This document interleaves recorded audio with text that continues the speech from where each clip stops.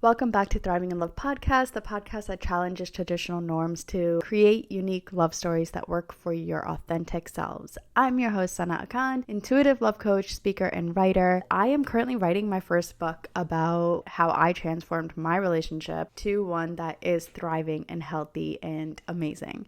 Of course, not all relationships are perfect, but we have figured out a thing or two to go from a relationship that was codependent into one where we are both strong and secure in our sense of self and as a couple together. The reason I mention my book is because today's episode is going to talk all about breaking free from codependency and creating and cultivating a strong, healthy, thriving relationship. Let's dive in. Just super quick, I would really appreciate it if you could like and subscribe or leave a comment. I will send you a free guide, 20 questions to ask your partner in order to create a deeper connection. So if you want that free guide, please leave me a review, screenshot it, and email it over to hi@sanaakan.com, and I'll send you the free guide. I really appreciate it. It really helps me out a lot to help this podcast grow so we can find more people and help more couples create unique love stories so they can thrive in love too. So to kick things off, let's talk about what is codependency and how can we identify it and how can we become aware of our codependent behaviors. Okay, so let's talk about what codependency is. I'm going to read this real quick. Codependency is when one or both partners in a relationship rely heavily on the other for their sense of self-worth, identity, or emotional well-being. This can lead to an unhealthy cycle of relying on each other for validation and losing sight of one's individuality. And this is really common, and it can happen in so many relationships where you may not feel worthy of the love that you're receiving from your partner, especially if you feel like you never really felt real love in your life. That can manifest in codependency, and it really shows up in needing external validation from them. It's a very subconscious thing. I'm not saying that you may actively be doing this, because I wasn't actively doing this. I woke up to the fact that I was putting his needs before my own, thinking that that's just normal wife behavior, when in reality I realized that I'm actually abandoning my own wants and needs in order to put his first, because I felt so unworthy, thinking that I should go above and beyond to make sure that he doesn't leave me, or to make sure that he is happy, or trying to just like control the situation instead of trusting that he does love me for me, and not because of what I can do for him, and not because of how I make him feel, and not because of all of the things that I do, just because of who I am, just because it's me and he chose me. It was such small things that over time I realized that I kind of lost myself. I didn't really have a strong sense of self because I was so scared that I was going to lose my partner. And that's kind of what happens in anxious attachment style, is that you just have this like worry that you may do the wrong thing and you may lose the love of your life. And this happens because growing up, I have always felt conditional love, and I've never known unconditional love. I've always known transactional love, and I've never known healthy love. I had to actually break free from the way our relationship was in order to like learn what love is and what the bare minimum is in relationships, what I need in order to feel worthy without anything, without my relationships, without my career, without my job, without my social media, like just me. Find and cultivate that within myself first and foremost, and then build myself up and find who I am. And it's an ongoing journey. You don't ever like reach a destination and be like, oh, this is who I am, this is my authentic self. It is an ongoing journey of putting down the masks of layers of like societal, cultural, family norms, and revealing more of your authentic self. When I broke free from my codependency, it was extremely hard because it was so hard for me to understand that I am a whole individual with or without my relationships. Even though it was extremely hard, it was so important for me to do that in order to actually break free from codependency. Contrary to popular belief, codependent relationships don't just happen to immature couples or couples that, are having problems or anything like that. They can happen in like the happiest relationships. You don't need to have relationship problems or have a toxic relationship in order to end up in codependent relationships. And this is because codependency doesn't really happen because of the quality of the relationship. It happens because of the dynamics of the relationships. Also, the baggage that we bring into these relationships. So if you are someone that comes with a lot of emotional baggage, you may become codependent without realizing it, because the first time you have a happy, healthy, loving relationship, you may become addicted to it, or you may start to fear that you may lose it. And I ended up becoming addicted to love and needing it and craving it. It ended up becoming like a really like unhealthy relationship to love. What I realized is that I'm trying to find love externally in order to feel loved internally, when in reality you actually are supposed to feel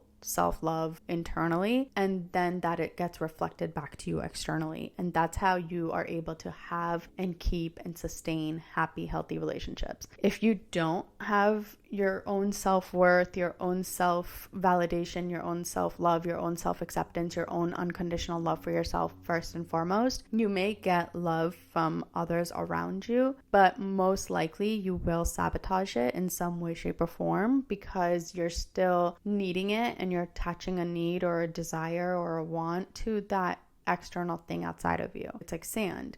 So the harder you try to hold on to it, the harder it gets to keep it in your life. That's why the work that I do is so near and dear to my heart, because I know what it's like to almost lose the person that you love because of your emotional wounds and your baggage and your codependent behaviors. And I never want a couple to break up when they could have just fixed this tiny little issue in their relationship. So a way to cultivate your sense of self, you don't need to live apart in order to do this like I did, but the main things that I did while I was living apart were trying new things, getting out of my comfort zone, exploring more, trying things that I've always wanted to try. So like I did yoga, kickboxing, I started painting, I was dancing, just kind of like figuring out who I am and what I like and what makes me. As I was discovering these things, I was learning so much more about myself and connecting with nature. Like nature is amazing. It grounds you. It makes you feel whole and complete, and it helps with your anxiety and your depression, and it's extremely healing. So if you can get out in nature and just put your feet in the grass or lay down on the grass or hug a tree, sit with a tree and journal, these things really helped me ground my energy. And instead of being so up in my head and up in the clouds of feeling like, oh my gosh, I don't fit in, I feel so lost, I feel so confused, it really helped ground my energy into earth and feel really connected to Mother Nature, which really gave me a sense of true belonging. And that truly helped me create and cultivate my sense of self just as I am, as a human being. And what that allowed me to do is become more confident in myself, and then be more assertive in my relationship and set boundaries in my relationship, so that I was not neglecting who I am to the core. That honestly helped my husband learn more about me, understand me deeper, and he loved it. Like he was ready to step up and be like, okay babe, let me know what you need, and I'm really excited for you to discover yourself. Because when I was codependent and I was putting him first, he actually didn't like it. He didn't want someone who like catered to his every want and need. Like, what's the fun in that? Men like a little bit of a chase, they like a little bit of a challenge. It's just human nature in a man to want mystery and desire. And it was really exciting for him. It was exciting for me. It was exciting for us. It was exciting for our sex life. It was exciting for our date nights. It was exciting for our intimacy. And we were really able to get closer through deeper questions, and more of our philosophies were being shared, and I was getting to know his mind and not taking it personally that we have difference in beliefs and ideologies and things like that. As long as our core values are the same and we're still rooted and grounded in kindness, trust, respect, everything else is like, yo, bring it on. I want to know your craziest, wildest philosophies and ideas and things that make you you. I want to respect all of that, because you're a whole person that has your own entire world and your own view of the world, and I want to get to know that view of the world without judgment, without shame, without fear. And I want to express my views on the world and why I think about things the way I do. And our best thing to say is, I love that for you. Just because you don't agree on your views and ideologies doesn't mean that you have to fight about it or argue or break up. It's fascinating to allow for two whole worlds to coexist together in harmony and peace, because we're all different human beings with their own experiences. And that's how we've been able to cultivate the balance between me and we and us, because the more we prioritize ourselves, the more interesting we become when we do come together and share our lives. It really makes us stronger. Like, I get to know the way his mind works, the way he processes his emotions, the way he steps up to things that make him scared. And I root for him, even if it makes me scared too, because we're not like keeping each other tethered anymore to this like world of comfort to make ourselves feel less anxious. We're so rooted and grounded in who we are that we allow the other person to change and grow and expand who they are without us being scared that it's going to completely disrupt our relationship. So before, I was so codependent, I was so anxious, thinking, oh my gosh, if I make one wrong move, he's going to leave me. And now I'm in a place in my life where I'm going to show up 100% as who I am. And if he still likes me, that's amazing and that's great. And if not, he can tell me that and we can work on it, or we can say, okay, maybe this is where we end our relationship. But that is why conscious partnership is the best thing in the world, because you're not forcing each other to stay. You're literally choosing each other over and over and over again. And it is such a beautiful thing, because every single time I get to let go of another layer and reveal more of who I am and then share that with him.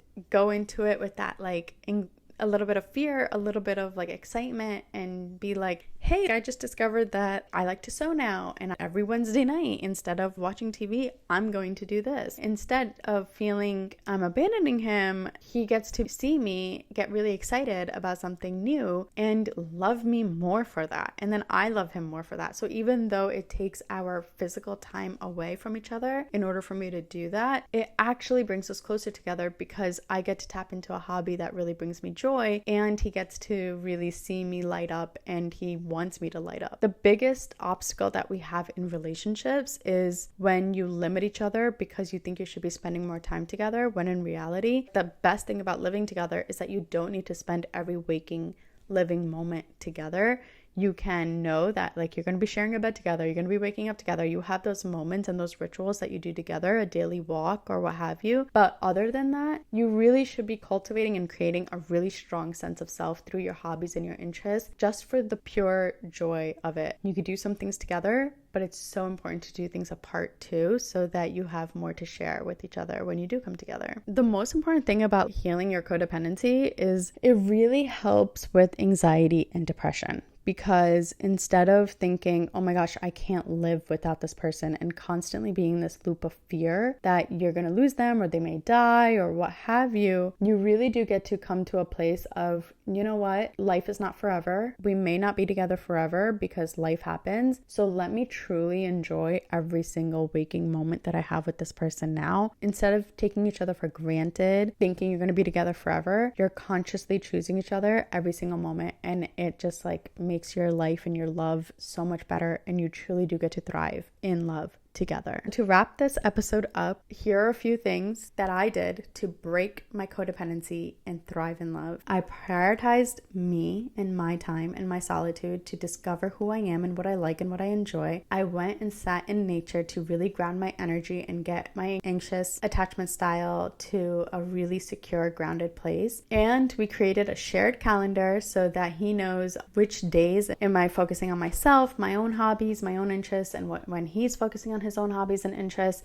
and when are we scheduling our time together, so that when we are together, we're very intentional about our time together. We put our phones away. We're really dedicated to each other. And if our partner's trying new things, or if we're trying new things and we're hitting achievements and milestones, we both celebrate the heck out of each other. We really encourage each other to get even more out of our comfort zones and keep striving and trying to grow and change and evolve. And we're not keeping each other down to things that make us comfortable. And we really practice practice gratitude for the uniqueness of our relationship, for the uniqueness of our individual selves, celebrate our quirks, and just really make sure that we both feel so loved for being these human beings who are just trying to make it through life. Remember that the key to a happy, thriving relationship starts with a strong sense of self. Once you cultivate your strong sense of self, share your authentic self with your partner and create more spaces in your life together and apart to thrive and grow. Thank you so much for tuning in and for listening. And if you have any comments, please leave them below. I will see you next time.